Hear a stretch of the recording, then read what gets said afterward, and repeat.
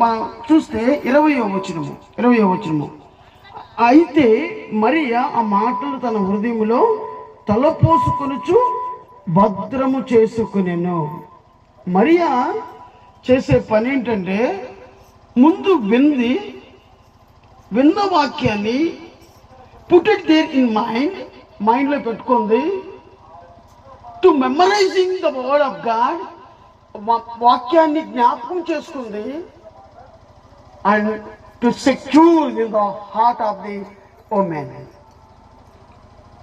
ఆ యొక్క హృదయంలో భద్రం చేసుకుంది. Are you doing like that? మీరు ఆ విధంగా చేస్తున్నారా? వింటున్నాము, తల పూసుకోవట్లేదు, భద్రం చేసుకోవట్లేదు.